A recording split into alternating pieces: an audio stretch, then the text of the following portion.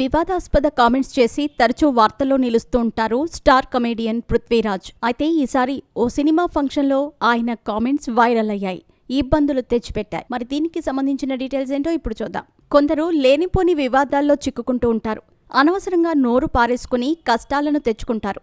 Tollywood comedian Prithviraj సైతం అదే మాదిరిగా వ్యవహరించారు. ఒత్తిడికి గురై ఆసుపత్రిలో చేరారు. పృథ్వీరాజ్ ఈరోజు అనారోగ్యానికి గురయ్యారు. హైదరాబాద్లోని ఓ ఆసుపత్రిలో చేరారు. ఆయనకు డాక్టర్లు పరీక్షలు చేస్తున్నారు. రాజకీయాలతో పాటు సినిమాల్లో కనిపించే ఆయన తరచూ వివాదాస్పద వ్యాఖ్యలు చేస్తూ ఉంటారు. ఇటీవల ఓ సినిమా ఫంక్షన్లో వైఎస్ఆర్ కాంగ్రెస్ పార్టీపై సెటైర్లు వేశారు. దీంతో ఆ పార్టీ శ్రేణులకు టార్గెట్ అయ్యారు. సోషల్ మీడియాలో పృథ్వీరాజ్కు వ్యతిరేకంగా వైఎస్ఆర్ కాంగ్రెస్ పార్టీ శ్రేణులు అనుచిత కామెంట్లు పెట్టినట్టు తెలుస్తోంది. రాంగ్ కాల్స్ రావడంతో పృథ్వీరాజ్ సైతం ఆందోళనకు గురయ్యారట.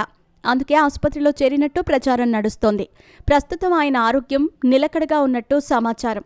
వైఎస్ఆర్ కాంగ్రెస్ పార్టీకి బలమైన మద్దతుదారుడిగా ఉండేవారు 30 ఇయర్స్ ఇండస్ట్రీ పృథ్వీ. 2019 ఎన్నికల్లో వైఎస్ఆర్ కాంగ్రెస్ పార్టీకి మద్దతుగా ప్రచారం చేశారు. ఆ ఎన్నికల్లో జగన్మోహన్ రెడ్డి అధికారంలోకి రాగలిగారు.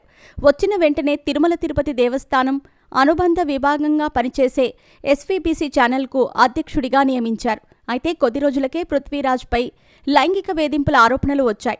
దీంతో ప్రభుత్వం పదవి నుంచి తొలగించింది. జగన్మోహన్ రెడ్డి పట్టించుకోకపోవటం మానేయటంతో పృథ్వీరాజ్ వైసీపీకి రాజీనామా చేశారు. ఈ ఎన్నికలకు ముందు జనసేనలో చేరారు. కూటమి తరపున ప్రచారం చేశారు. కూటమి అధికారంలోకి వచ్చినా పృథ్వీరాజ్కు ఎటువంటి పదవీ దక్కలేదు. ప్రస్తుతం సినిమాల్లో బిజీగా ఉన్నారు 30 ఇయర్స్ ఇండస్ట్రీ పృథ్వీ. ఇటీవల లైలా అనే సినిమాలో నటించారు. ఆ సినిమాకు సంబంధించిన ఫంక్షన్కు హాజరయ్యారు. ఈ క్రమంలో వైఎస్ఆర్ కాంగ్రెస్ పార్టీకి వ్యతిరేకంగా ఆయన మాట్లాడారు.